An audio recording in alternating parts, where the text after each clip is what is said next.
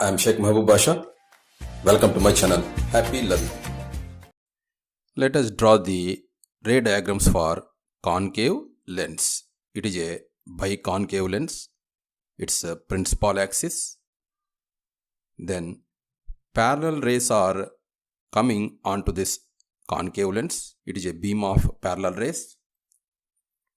They are diverged when passed through this concave lens. There is no chance of meeting. But if you carefully observe, these diverged rays appears to be coming from a point.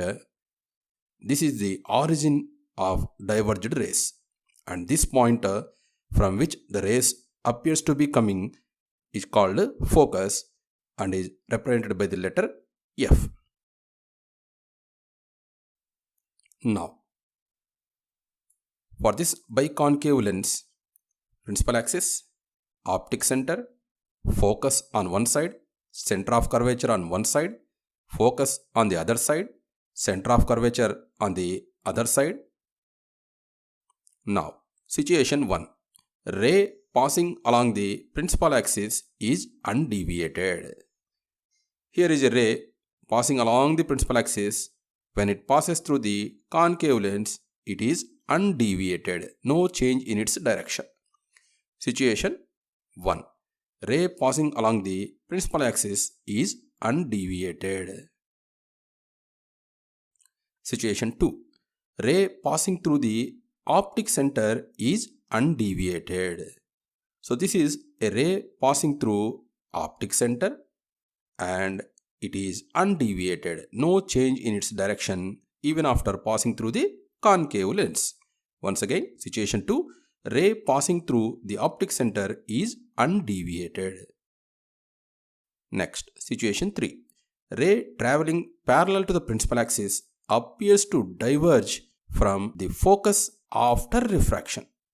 So this is a parallel ray, a ray parallel to the principal axis, and it diverges and it appears to be started from the focus.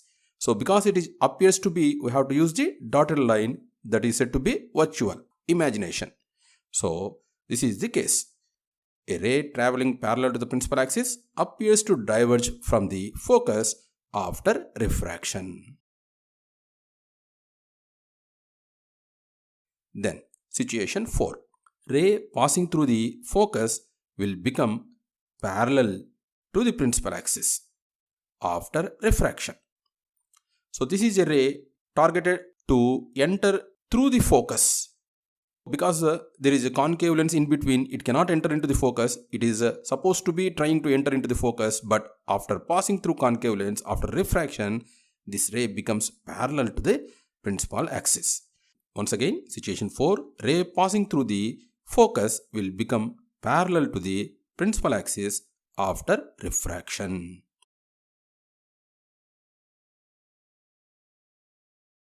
Okay, right.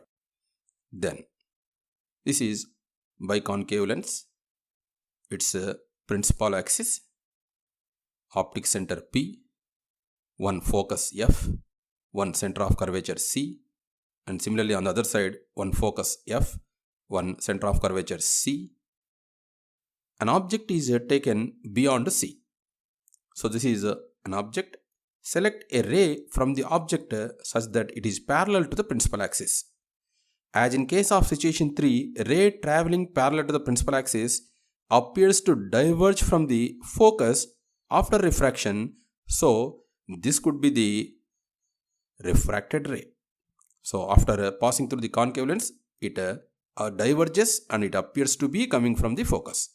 Then select a second ray from the same point of the object such that it passes through the optic center. Then use situation 2.